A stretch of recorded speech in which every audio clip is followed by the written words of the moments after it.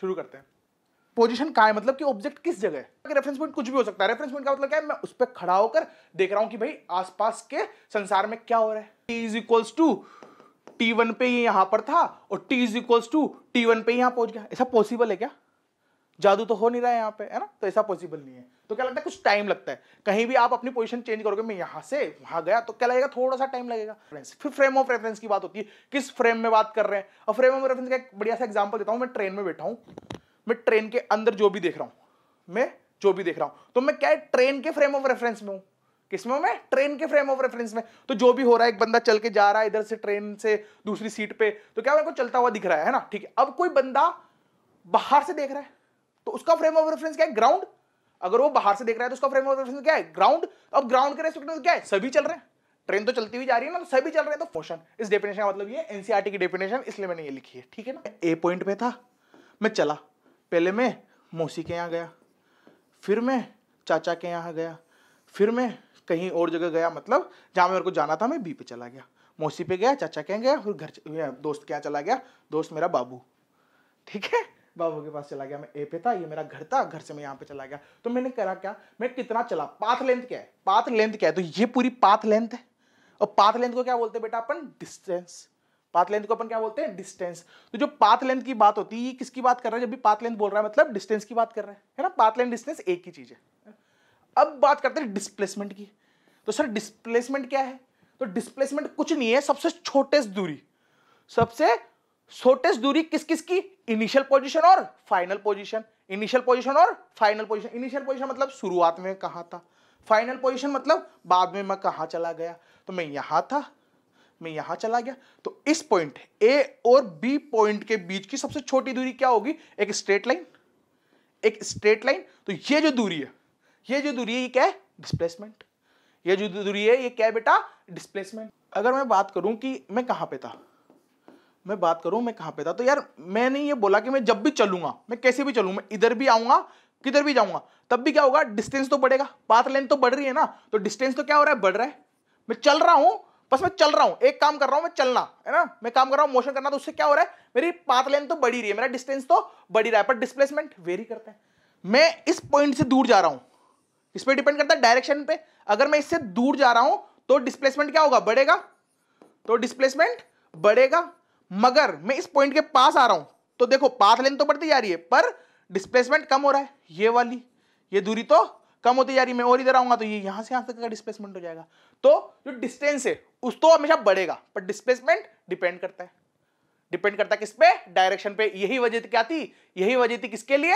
कि ये क्या था? Vector quantity. क्या? डिस्प्लेसमेंट। डिस्प्लेसमेंट क्या था? Vector quantity. और डिस्टेंस क्या था? Scalar quantity. ठीक है क्या?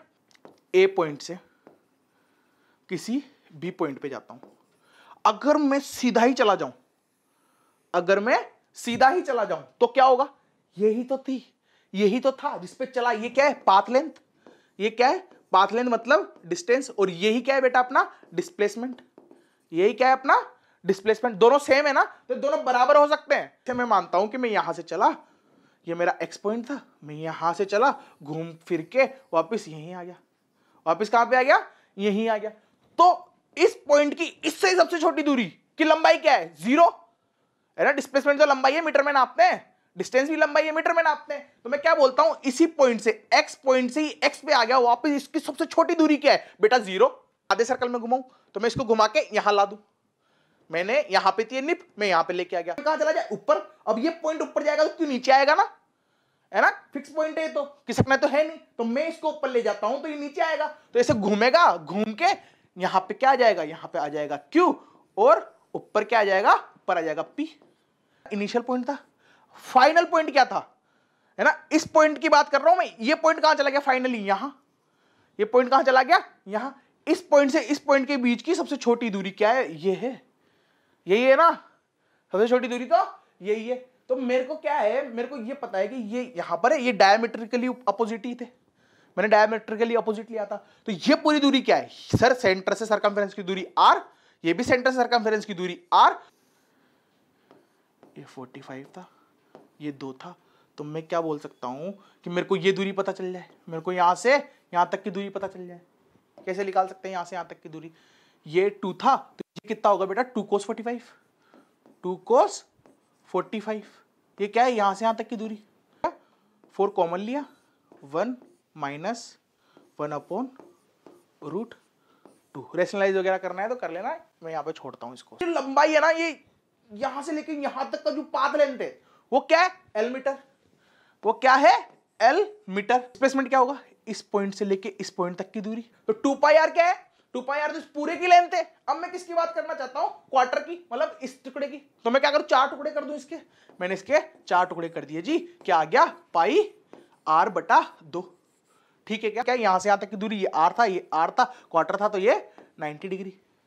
ठीक है, क्या पाइथागोरस से निकाल सकते हैं, r√2 आ जाएगी, r√2 आ जाएगी। अब एक बात सुनो, इसने क्या बोला है, रेशियो डिस्टेंस टू डिस्प्लेसमेंट। तो ऊपर क्या आएगा, डिस्टेंस, ऊपर क्या आएगा, डिस्टेंस L, और नीचे क्या आएगा, डिस्प्लेसमेंट। ठीक है ना, इस सीक्वेंस में ध्यान रखना, उल्टा पुल्टा नहीं करना है अपन को।